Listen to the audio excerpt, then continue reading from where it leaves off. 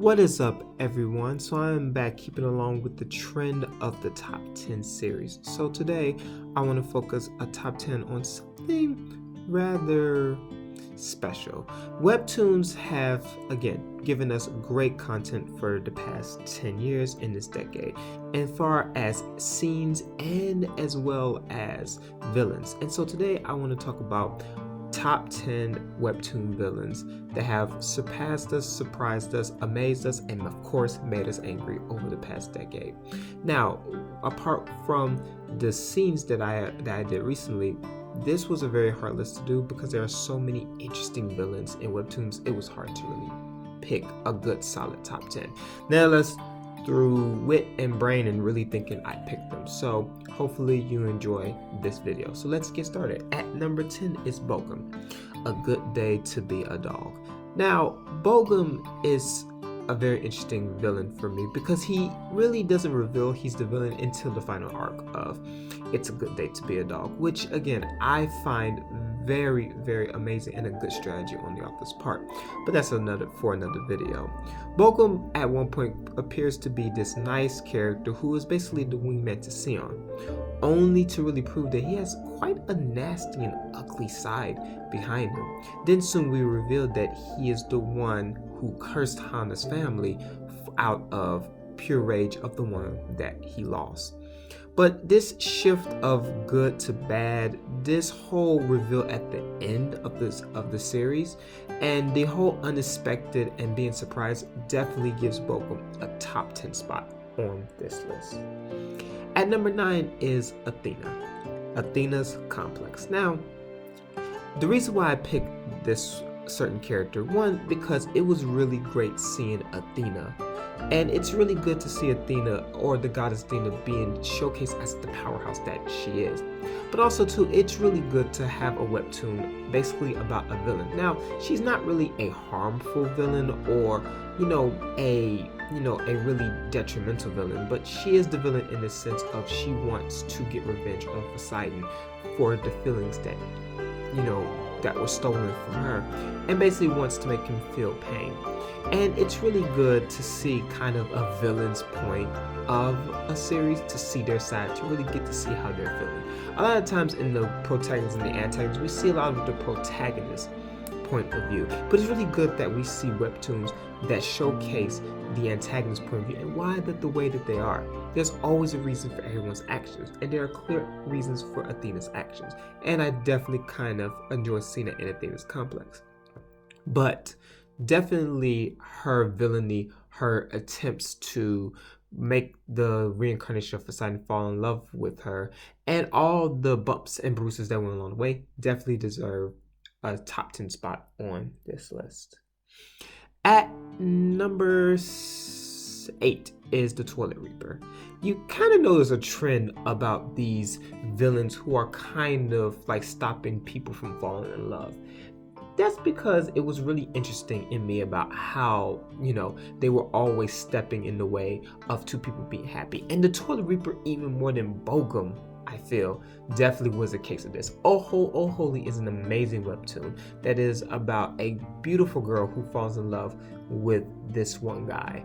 And you would think that their life would be paradise after realizing that, because this is her dream guy. This is the guy that she's always wanted from the moment that she was very little. But you would think their lives would be happiness until the Toilet Reaper comes in and always finds bits and pieces to destroy the love that they have. Much like Bogum. But Bogum did it in a very mean, bold, I really don't care type of way, where the Toilet Reaper is really doing it out of more of humor and really just to manipulate to what he really wants. So definitely the Toilet Reaper really blocking these two people from falling in love and making the love complex more interesting and intricate for us to read, and just providing enjoyable humor. Definitely the Toilet Reaper deserves a top spot on this list. At number 6 we have Moduak. I know I'm saying his name wrong, from God of High School. Now, the reason why that he's really up on this list, even though I know what you're probably thinking, he so gets nerfed. as more powers get to be revealed, it's because in the very beginning he seems very indestructible and invincible. Like, he controls the power of gods, which cannot be killed or defeated by any other means unless by breaking the taboo. And he served as a very pivotal and very interesting antagonist, especially in the main part of God of High School, the part that I actually enjoy more than anything, because at a certain point, Tower of God of High School just gets really, really complicated and messy, even to the point where the creator has to say, yeah, this was very, very messy. But definitely being very invincible, being unstoppable at one point, and definitely just being a key figure in the whole first 2 or 4 arcs of God of High School, definitely Madak deserves to be this high up on the list. But there are other more powerfuler villains that I feel. So let's get into them right now. At number 5 is Yoshashin. I'm bad at Korean names, so I apologize. The Gamer. The reason why this character is kind of in the middle is because for 2 reasons. One, I always feel that The Gamer is such an underrated webtoon. And it's weird that it's underrated, but yet The Gamer is probably the most broken character, even over Bam, who is one of my favorite characters of all time. And seeing that The Gamer would actually eventually meet his match as a person who was blessed by Gaia definitely came in one of the recent years of The Gamer. So Yu Shashin is basically the girl who is exactly like The Gamer in the sense where she is gifted with abnormal power, blessed by the earth herself. Her power is basically divine connection, which it doesn't seem like it's a really strong ability, but that's what makes The Gamer really special, is because stuff that you don't think would be very strong is actually very strong in this world. So you wouldn't think that this divine connection would be very strong, but actually is on par with that of The Gamer himself. Take of the divine connection to think about it as Madoka Box, if you've watched it. She had an ability called DN, which basically means that she was able to copy any ability and use it as her own. She did the same thing. She, through divine connection, can basically copy and mimic and manipulate other people's talents and abilities and strengths, and actually use them to basically however that she wants. Now, unfortunately, they may not be as good as the person who originally had it, but she's able to unlock more potential by doing that than even that of The Gamer could. It's funny because The Gamer and Yu Shashin basically was able to unlock this Yihon principle that even the leader of the clan could never unlock. So it just shows you how strong that they were. But also organizing a whole organization, basically leading towards world domination and preying on what people really want the most, and really capitalizing on that definitely made this character a top pick in our top 10 villains. I thoroughly enjoyed her character and her method and motives for doing things. I also like her delivery and her response because it was pretty amazing, if I do say so myself. But definitely she was an amazing villain and definitely deserves to be on this list. At number 4, we have Fug. Now, here's the thing about Fug. It's really hard to pick a villain at Tower of God because you either really have 2 choices. You really have all the side villains, or you really have Jihad, which really is what all the side villains trickle down to, or even that of Fug. And I definitely have to pick Fug as a definite villain because they're the organization that has been challenging Jihad for basically, we can say, centuries and centuries on end. Also, it is a conglomerate of regulars, high rankers, even other irregulars themselves, Slayer candidates, the list goes on. What I really like about Fug is basically its unity and how really they all seem to have one purpose, and they're all together in one purpose.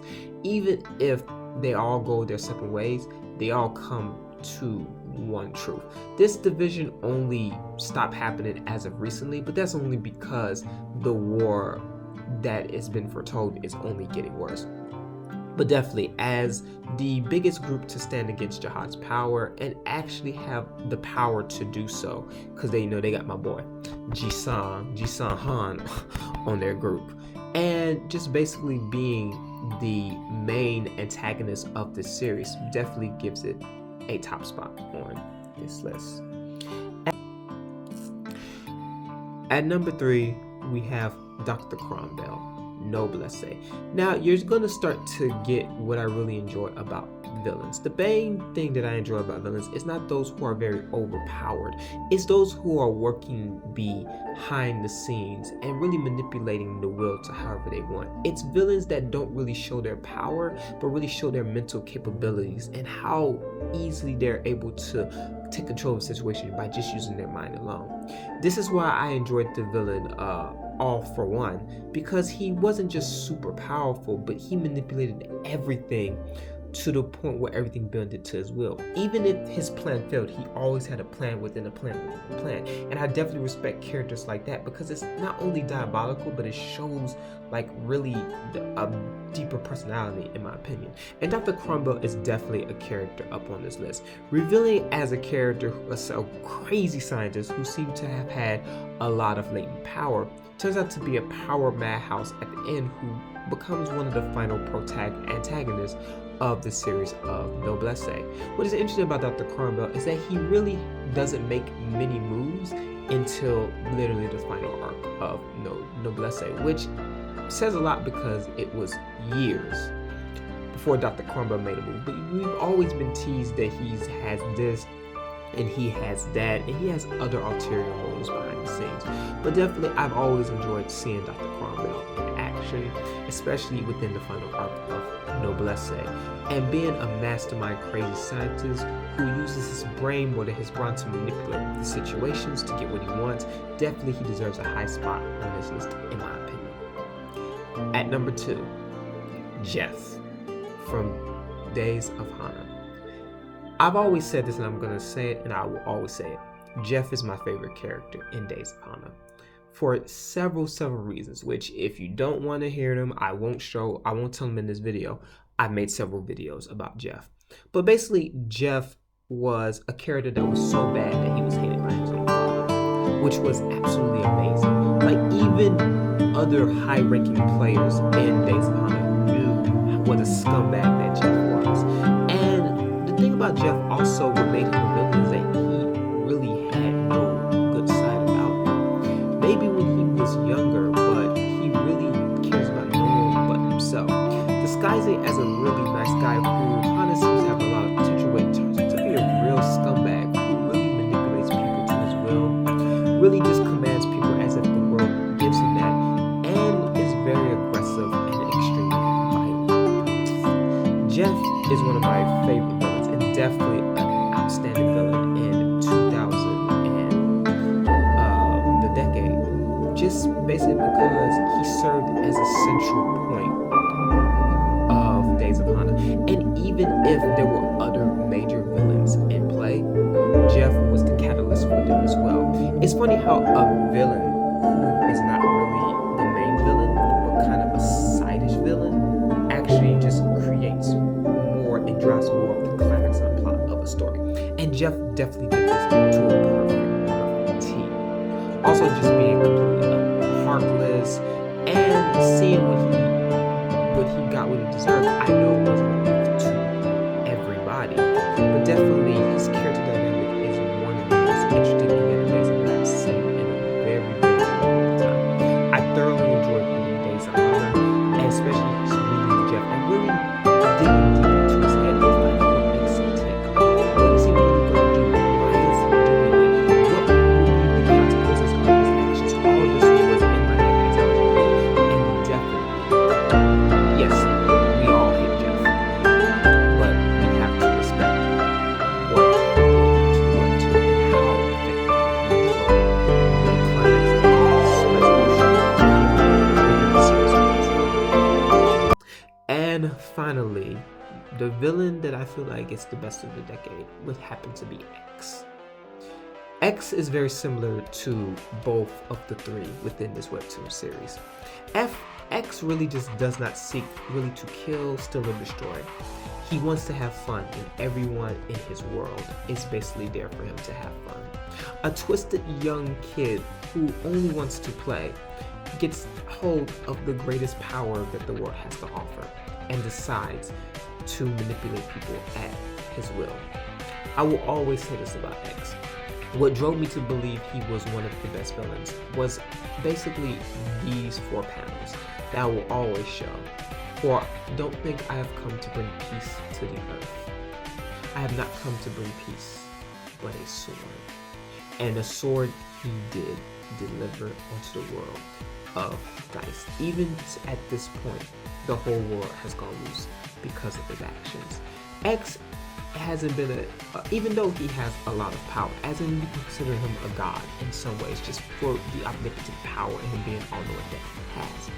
But X was the character that always just manipulated the desires of other human beings within the series of Dice. One of the reasons why I like Dice is because it really shows about greed and self-esteem and the desire to want something and how people can get twisted by that. And X was a perfect character for this Webtoon series because he manipulated that to his will to get what he wants, which was to just have fun. It was no other purpose. It was to have fun, to play. He wanted someone to play with forever, and so he created this twisted game in which he can play with people forever. Definitely, I will always say this. X, Dice, this series is a lot stronger and a lot powerful than is really realized. A lot of inspiration that the Webtoons have now were from series like Dice. So definitely X, in my opinion, is one of the best, if not the best, villain of this decade in terms of manipulation, in terms of personality, and in terms of execution, which he did all masterfully well. And that is my video of the top 10 villains of this decade. If you disagree with this list, put down in the comments below about your top 10 picks yourself, or villains that I feel like I should have mentioned more. That being said, I thank you for watching and listening. Make sure you heart your favorite webtoon or whatever that you're reading, because it helps to create us a lot. I will see you in the next one.